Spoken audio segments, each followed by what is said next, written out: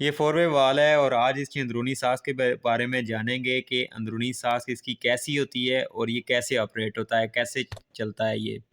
तो ये वाला हिस्सा हमने उसके ऊपर से काट लिया है। अब इसके अंदर जो नज़र आ रहा है ये एक शाफ्ट है जो स्लाइड होती है, इधर उधर स्लाइड होती है। और इसमें एक कॉमन वाल लगा हुआ है छोटा सा, जो दो पाइपों को आपस में कनेक्ट करता है। कोई भी दो पाइप, ये वाला या ये वाला, इन दोनों में से कोई दो पाइपों को एक टाइम में कनेक्ट करता है तो फिर हमारा हीट पे चलता है। पाइपों को फिर कनेक्ट करता है तो हमारा ये वाल जो है इस हमारे यूनिट को कूलिंग पे कन्वर्ट कर देता है। ये जो कैपिलरी लगी हुई हैं ये कॉइल की मदद से ऑपरेट होती हैं और ये कैपिलरी ही इस स्लाइडिंग शाफ्ट को लेफ़्ट और राइट पे घुमाने में मदद देती है। यानी जैसे ही हमने अगर कूल पे लगाना है तो हम रिमोट से अपना कूल पे सेट करेंगे तो यहाँ से जो प्रेशर आएगा सीधा ये कैपिलरी का दूसरा सिरा लगा हुआ है तो यहाँ पे प्रेशर रिलीज़ होगा और ये वाल यहाँ जब प्रेशर जमा होगा तो ये वाल प्रेशर की वजह से इस तरफ धकेला जाएगा। इस तरफ जब धकेला जाएगा तो फिर हमारा जो कंडेंसर का ये जो डिस्चार्ज का पाइप है ये सीधा यहाँ से गैस फ्लो करेगा और इस सुराख से होती हुई ये सीधी हमारी कंडेंसर में चली जाएगी। यानी डिस्चार्ज हमारी जो है लाइन है वो सीधी कंडेंसर में चली जाएगी और सेक्शन और एवापोरेटर की लाइन जो है वो गठी हो जाएगी। तो ये हमारा कूलिंग सिस्टम ऑन हो जाएगा। जब हमने सर्दियों में इसको हीट पे चलाना होता है तो फिर हम रिमोट की मदद से अपने एसी को हीट पे कन्वर्ट करते हैं। तो फिर ये होता है कि यहाँ से कॉइल इसको वाल को ऑपरेट करती है तो गैस का जो प्रेशर है इस कैपिलरी में आता है, यहाँ से ये आता हुआ यहाँ से इंटर होता है इसमें और फिर यहाँ इसका प्रेशर बनता है इस साइड पे। यहाँ से ये प्रेशर की मदद से इस स्लाइडिंग शाफ्ट को दूसरी तरफ धकेल देता है। तो फिर हमारा ये वाला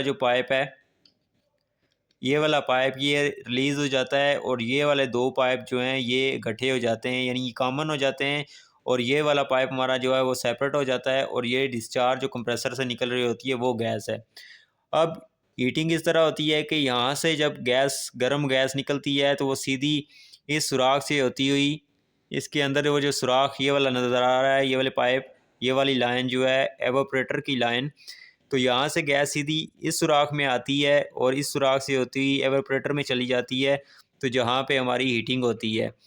फिर अगर हमने इसको दोबारा कूलिंग पे लगाना हो तो फिर हम रिमोट से कूल पे सेट करते हैं इसको। तो फिर ये होता है कि ये कॉइल यहाँ से इसको ऑपरेट करती है, यहाँ से फिर इस वाली कैपिलरी में प्रेशर बनता है और प्रेशर यहाँ जाके यहाँ जमा होता है। फिर यहाँ से ये प्रेशर की मदद से स्लाइड जो है ये जो शाफ्ट है यहाँ से स्लाइड होती है, दूसरी तरफ चली जाती है। फिर हमारा जो है ये वाला पाइप और ये वाला पाइप ये डायरेक्ट हो जाते हैं, यानी मैं आपको दिखा सकूँ वो नीचे पाइप नज़र आ रहा है, यहाँ से गैस हमारी डिस्चार्ज होती हुई यहाँ से सीधी यहाँ पे निकल जाती है कंडेंसर में।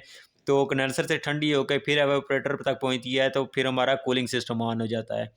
यानी ये फोर वे वाल है, सिर्फ हम रिमोट से ऑपरेट करते हैं कि हमने अपने एसी को कूल पे या हीट पे सेट करना है तो सारा काम जो है वो ये करता है।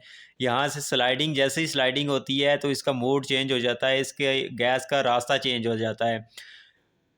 जैसे स्लाइड इस तरफ होगी तो हमारा हीट पे चला जाएगा और जैसे ही इस तरफ होगी तो ये हमारा कूल पे चला जाएगा। तो अगर वाल ख़राब होगा तो फिर ये इस तरह फंस के रह जाएगा, ना इधर जाएगा ना उधर जाएगा। और फंसने की वजह ये है कि जैसे ये वाल ख़राब हुआ है, ये भी फंस गया था, ख़राब हो गया था। ये दोनों ना हीट पे चल रहा था ना कूल पे चल रहा था। तो हमने इसको खोल के देखा है तो इसमें ये कचरा, ये जो नज़र आ रहा है ये कचरा इसमें चला गया था, जिसकी वजह से ये फंस गया और ख़राब हो गया है। तो ये थी ये है इसकी अंदरूनी साख और ये ऐसे काम करता है और ये इसके तीनों सुराख ओपन होते हैं। अब मज़ीद इस थोड़ी सी एक्सप्लेनेशन में आपको दे देता हूँ कि दो पाइप इसके कैसे कॉमन होते हैं।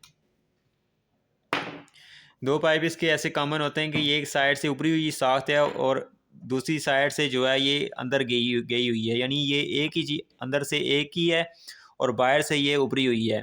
तो अब ये इस तरह काम करती है, जैसे ही हमने हीट पे चलाना है तो फिर हम ये होगा कि ये वाले दो पाइप, यानी ये वाले दो पाइप इसको ये कॉमन कर देगी। यहाँ से ये कॉमन हो जाएगा और डिस्चार्ज वाली गैस सीधी निकल के इस लाइन में चली जाएगी। तो फिर जैसे ही हमने इसका मोड चेंज करना हो तो फिर ये स्लाइड करके इस वाले 2 पाइपों में आ जाएगी। फिर ये वाला पाइप खाली हो जाएगा, फिर डिस्चार्ज की गैस निकलेगी, सीधी इस लाइन में चली जाएगी। तो इस तरह ये काम करता है और इस तरह हमारा हीट एंड कूल पे जो है इन्वर्टर एसी चलते हैं।